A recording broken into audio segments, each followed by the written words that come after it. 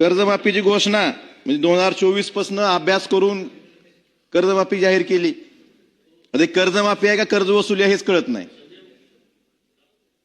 म्हणजे सरकारला शेतकऱ्याचं कर्ज माफ करायचंय का शेतकऱ्याकडनं कर्ज वसूल करायचंय हे कळत नाही.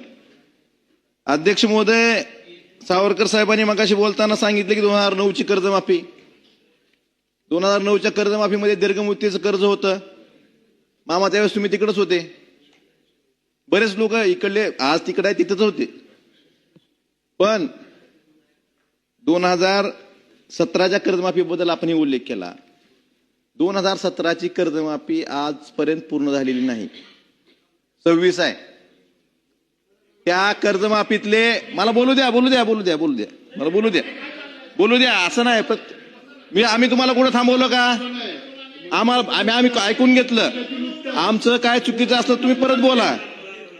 त्या 2017च्या छत्रपती शिवाजी महाराज शेतकरी सन्मान योजनेतले जवळपास 5,90,000 शेतकरी पात्र शेतकरी 5,90,000 पात्र शेतकरी जवळपास 6,000 कोटी 5,475 कोटी रुपये त्याला तर हे आहे म्हणजे रक्कम आहे.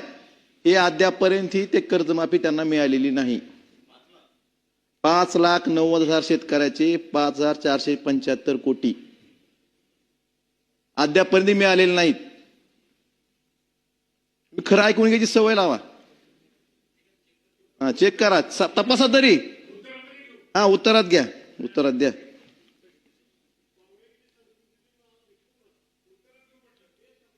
कारण आपण ऐकून घ्यायची सवय लावा.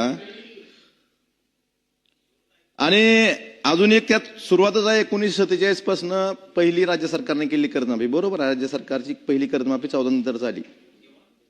1947 स्वातंत्र्यापासूनचा उल्लेख आहे आपल्या प्रस्तावामध्ये. पण 1947 पासून जेवढ्या आत्महत्या झाल्या नव्हत्या तेवढ्या शेतकरी आत्महत्या हे 14 नंतर झाल्यात. ही वस्तू जी आपल्याला नाकारता येत नाही.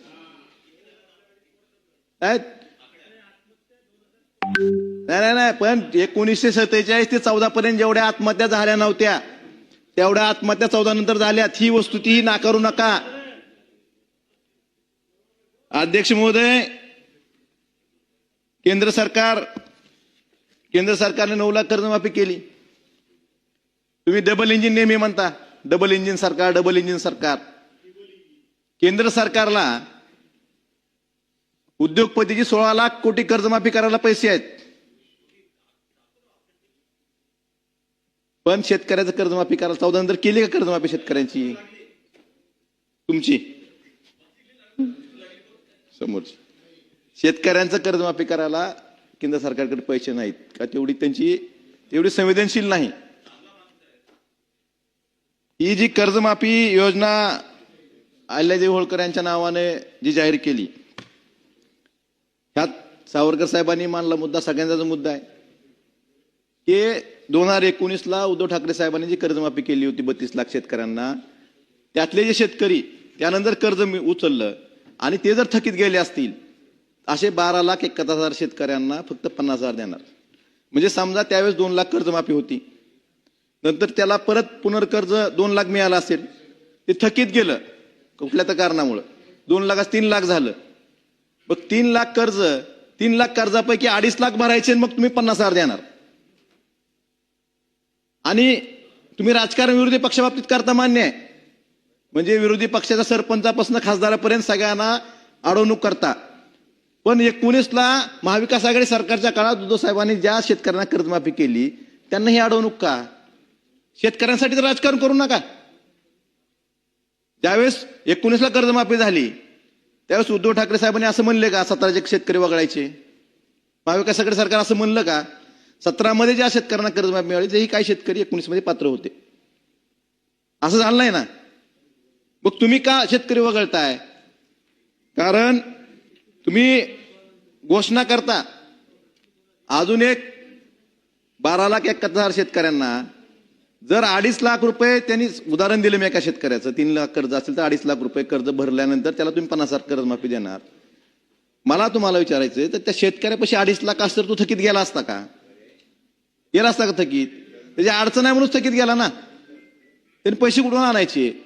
तर माझी विनंती आहे सरकारला की ही जी आहे तुम्ही 12 लाख शेतकऱ्यांची जी 12 लाख 71,000 शेतकऱ्यांना जी अट लावलेली आहे, अटी शर्ती नाहीत म्हणतात ना, ही जी अट लावलेली आहे, विरोधी पक्षातल्या लोकप्रतिनिधींसारखी त्यांची वागणूक शेतकऱ्यांना देऊ नका. कमीत कमी शेतकऱ्यांना तर सोडा या राजकारणातनं.